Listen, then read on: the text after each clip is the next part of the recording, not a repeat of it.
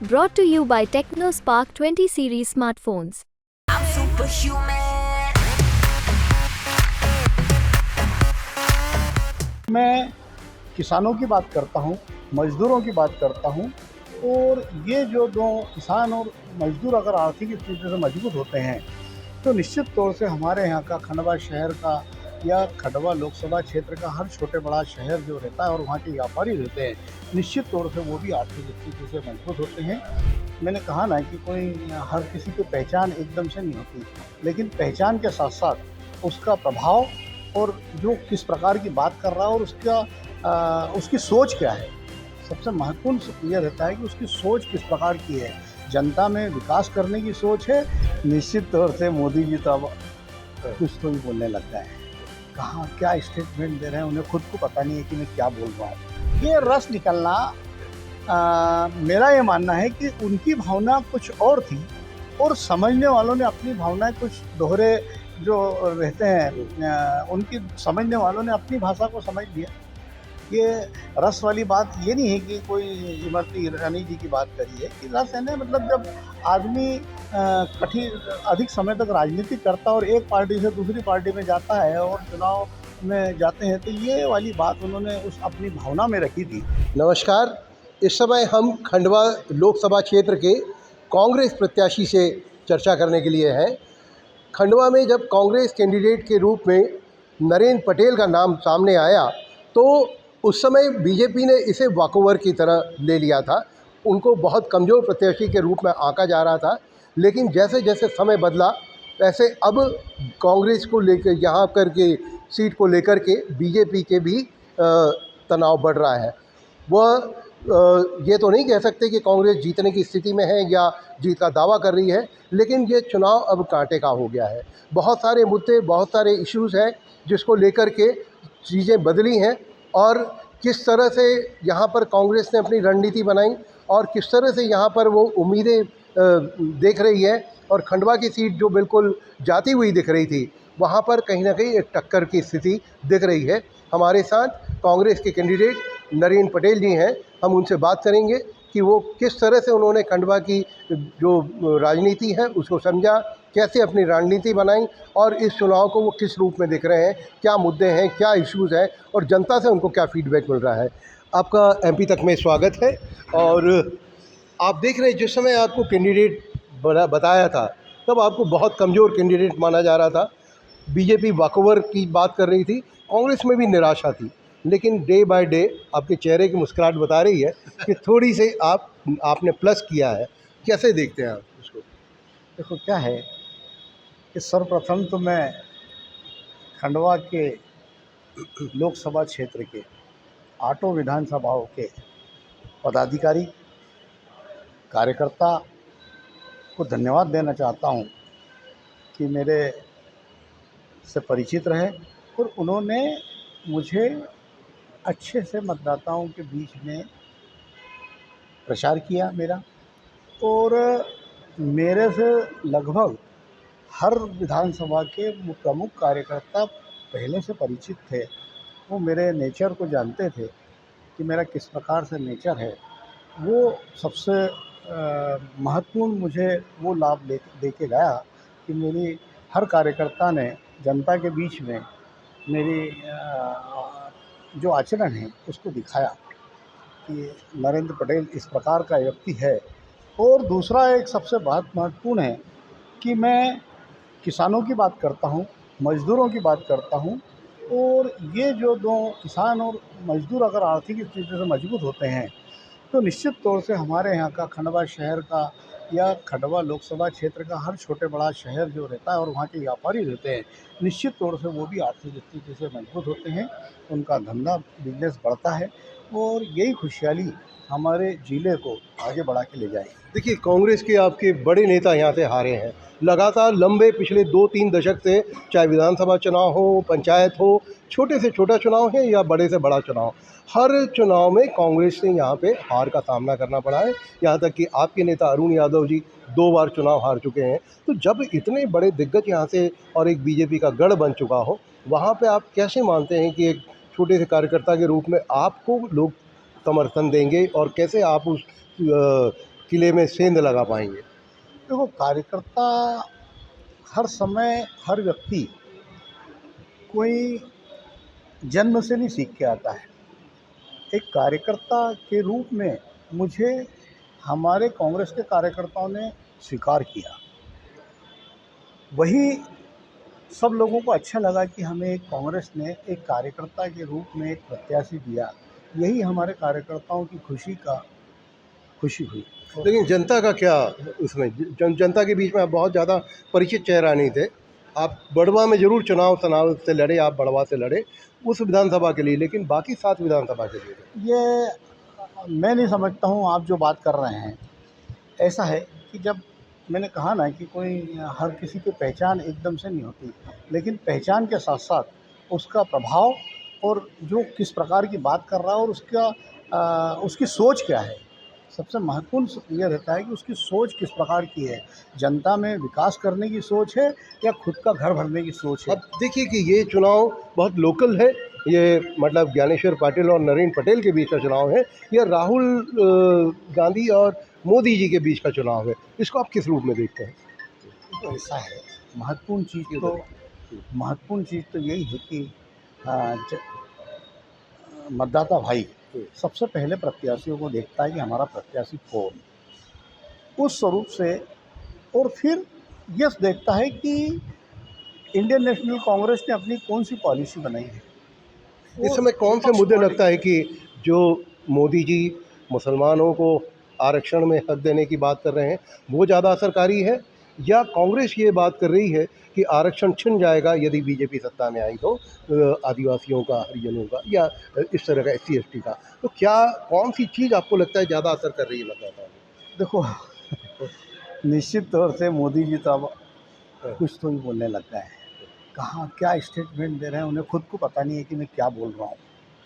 कहीं मुस्लिमों की बात करेंगे तो कहीं राम मंदिर की बात करेंगे, तो सब अनेक प्रकार की बातें कर रहे हैं। मंगलसूत्र ले आए। अब ये चीज़ें इन्हें शोभा नहीं देता। एक देश का प्रधानमंत्री है, वो देश के विकास की बात नहीं कर रहे हैं कि मैंने 10 वर्ष से मैं प्रधानमंत्री हूँ और मैंने देश में ये किया, वो नहीं बात कर रहे। और कांग्रेस को गरीबी का ग नहीं आता, इस तरीके की बातें करते हैं।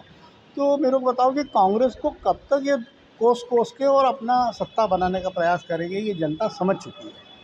लेकिन आप बात कर रहे हैं कि प्रधानमंत्री की भाषा और उनकी राजनीति, लेकिन जो बड़े टेक्नोक्रेट हैं जिन्होंने इस देश में संचार क्रांति लाई, सैम पित्रोदा जी की बात कर रहा हूँ, उनके बयानों से कांग्रेस को नुकसान नहीं हो रहा है? निश्चित तौर से देखो, ऐसा है कि ये अपने अपने मन के विचार होते हैं और अपनी अपनी भावनाएं रहती है। ये आप मेरे से इंटरव्यू ले रहे हैं, मेरे विचार हैं, है ना, न कि राहुल गांधी के हैं। मैं अपने विचार आपको प्रकट कर रहा हूँ, तो अपने अपने विचार रहते हैं, उन्होंने अपने विचार रखे। नहीं, लेकिन क्या इससे, चूंकि वो कांग्रेस से जुड़े रहे हैं, वो यदि विचार व्यक्त करते हैं, यदि अरुण यादव कुछ बात करते हैं, जीतू पटवारी बात करते हैं, तो उसका असर तो कांग्रेस पर आएगा ना, वो व्यक्तिगत विचार नहीं है। ये पदाधिकारी लोग हैं। हाँ। आज अगर कभी जो सैम पित्रोदा ने जो बोला, उसको लगता है कि कांग्रेस को बैकफुट पे आना पड़ा? नहीं, ऐसा नहीं है। मैं समझता हूँ कि वो किसी पद पे ही नहीं है। हाँ। आज अगर कभी जीतू पटवारी जी कोई बात करते हैं तो कांग्रेस के मध्य प्रदेश के अध्यक्ष हैं, उनकी बात कांग्रेस के स्वरूप मानी जाएगी। तो लेकिन उन्होंने जैसे कह दिया कि रस निकल गया है तो वो नुकसान करेगी? नहीं, ये रस निकलना, मेरा ये मानना है कि उनकी भावना कुछ और थी और समझने वालों ने अपनी भावनाएं कुछ दोहरे जो रहते हैं, उनकी समझने वालों ने अपनी भाषा को समझ लिया।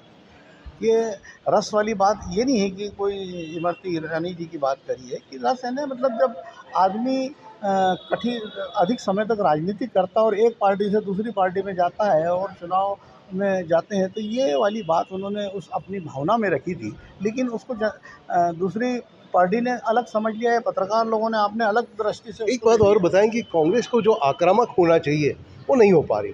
जैसे अभी के लव जोशी जी ने जो मामला उठाया, एक गंभीर मुद्दा है कि जिस व्यक्ति को कोऑपरेटिव सोसाइटी के चुनाव के योग्य सहकारिता आयुक्त ने नहीं माना, उसको लोकसभा का चुनाव लड़ा रही है और इसको आपका एक कार्यकर्ता उठा रहा है, लेकिन बाकी किसी मंच से ये बात नहीं आई, बाकी बड़े नेता चुप्पी साधे रहे। तो लगता है कि कहीं ना कहीं बीजेपी के आपस में कोई अंडरस्टैंडिंग है, इन इश्यूज़ पे बात नहीं करना। देखो क्या है कि कभी कभी क्या क्या रहता है कि कोई ये इतना लंबा मामला नहीं था जो कि हर किसी व्यक्ति को वो जानकारी में रहे कि इनके खिलाफ में ऐसी दर्ज हुई लव जोशी जी के मामले में उनको पता था वो चीज़, और उन्होंने कलेक्ट्रेट के सामने अपनी आपत्ति भी रखी।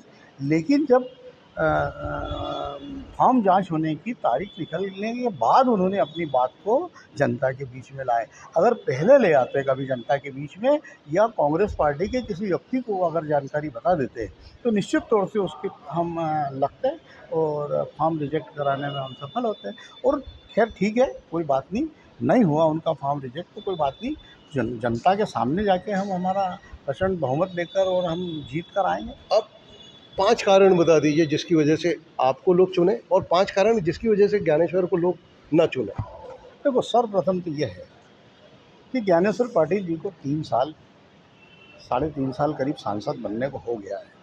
मैं जिस गांव में गया हूं उस गांव में उन्होंने कहा कि सांसद ने हमारे लिए कुछ नहीं किया। पहला कारण तो ये है कि ये सक्रियता इन्होंने पार्टी में सांसद बनकर अपनी क्षेत्र में भ्रमण नहीं किया, न जनता को कोई काम किया। दूसरी बात मैं ये कहना चाहता हूँ कि जब तक हम इस देश में कृषि प्रधान हमारा देश है और कृषि प्रधान देश होने के नाते जब तक हमारा किसान इस क्षेत्र का मजबूत नहीं होगा, देश का किसान मजबूत नहीं होगा, तब तक इस देश में मजदूर भी मजबूत नहीं हो पाएगा। जो मैंने पहले बताया आपको, ये लोग किसानों की बात कर ही नहीं रहे हैं। किसानों की फसल का पैसा मूल्य जो है वो पिछले 10 वर्षों में था, वो आज भी है, लेकिन उनकी लागत जो किसानों की है वो 2 गुनी बढ़ गई। आज महंगाई देखें तो कम से कम 3 गुनी बढ़ गई है, 3 गुनी लागत, हर चीज़ में महंगाई। आज अगर कभी हम एक सामान्य आदमी एक बाइक खरीदने जाता है, जो 40,000 50,000 में बाइक आती थी वो आज 1,20,000 रुपये में आ रही है। अगर एक लड़की का पिता अगर दहेज के लिए या अपनी बच्ची की सुविधाओं के लिए फ्रिज अगर अपनी बच्ची के लिए देना चाहता है या कूलर देना चाहता है तो 8,500 रुपये की कीमत वाला 14,000 रुपये की लागत से। लेकिन ये महंगाई क्यों इशू नहीं बन पाई? देखो एक और लोग कहते हैं 500 रुपये होगा तो भी हम मोदी जी को लाएंगे, तो ऐसा क्यों हो पाया? जब प्याज के मुद्दे पे सरकारें बदल सकती थी, अब 3 गुना महंगाई हो गई, उसके बाद कांग्रेस उसको बुलाने में असफल क्यों रही? नहीं हम बुला रहे हैं, उस बात को लोग समझ रहे हैं। ये आज की तारीख में अगर कभी तुअर की दाल किसान से हम खरीदने जाते हैं तो 70 रुपये 75 रुपये में बिकती है ना तुअर, और तुअर की दाल को मशीन में आकर दाल बन जाती है वो 220 रुपये किलो हो गई है। आप समझ सकते हैं कि 150 रुपये का सिर्फ दाल बनाने का मुनाफा कमाया जा रहा है। ये सरकार जो है इस तरीके के मुनाफे पे किसी भी प्रकार की रोक टोक नहीं कर रही है, और ये रोक टोक बहुत ज़रूरी है। और जनता आप समझ चुकी है कि ये मंदिर के नाम पे या मस्जिद के नाम पर वोट मांग रही है, धर्म के नाम पे वोट मांग रही है। धर्म को मैं भी मानता हूँ, मैं भी राम भक्त का अनुयायी हूँ, लेकिन सवाल इस बात का है, मैं वही कहना चाहता हूँ कि सवाल इस बात का है कि हमारा भारत देश अनेक जातियों में है, अनेक वेशभूषा में यूज़ करता है, अनेक भाषाएं हैं, अनेक धर्म हैं। इस धर्म में जब देश हमारा ये सब समावेश जो भारत देश में है, ये समावेश जो चलेगा, ये इसको आज तक कोई ढहा नहीं पाया। अंग्रेज़ों को जब भगाने के बाद तो ये लोग सिर्फ अपनी जनता को गुमराह करके अब 2 बार मतदान ले लिया, लेकिन अब नहीं ले सकते थे। अब आपको क्या लगता है ये चुनाव, अभी आप चुनौती दे रहे थे, अब जीतने की स्थिति में मानते हैं अपने आप को? बिल्कुल मानता हूँ, 100% जीतने की स्थिति में आया हूँ। जब भी मेरे चेहरे की आपने लाली का आते के साथ पहले यही किया। लेकिन एक बताइए कि बड़े नेता क्यों कन्नी काट गए? खरगोन चले गए, इधर चले गए, उधर चले गए, एक बड़ा नेता नहीं आया यहाँ पे, क्यों नहीं आया?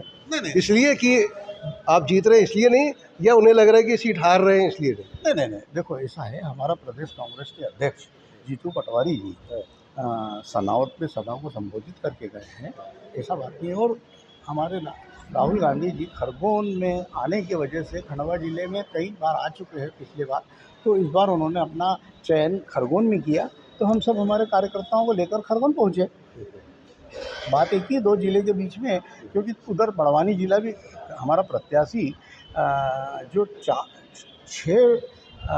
3 ज़िलों में 5 ज़िलों में जो हमारा 2 लोकसभा का क्षेत्र बटा हुआ है, तो उधर बड़वानी भी लगता है खरगोन के पास, इधर खरगोन भी है, खंडवा भी है, बुरहानपुर भी है। तो ये ज़िलों का समावेश के लिए उन्होंने एक सेंटर पॉइंट देखा कि खरगोन सबसे बेस्ट स्थान रहेगा, इसलिए वहाँ पे सभा करी। चलिए, बहुत बहुत धन्यवाद आपको।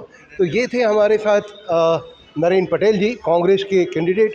आप देख रहे हैं कि जब हमने पहली बार इनका जब कैंडिडेट घोषित हुए थे, तब उनका चेहरे का आत्मविश्वास और आज में काफ़ी बड़ा फर्क दिख रहा है और उन्हें लग रहा है कि दृश्य बदल रहा है। अब देखते हैं कि चुनाव के परिणाम जो आएंगे वो बता पाएंगे कि उन्होंने वो लीड कम की है या चुनाव कोई वो बड़ा चमत्कार कर सकते हैं यहाँ पे। MP तक के लिए मैं जय नागड़ा।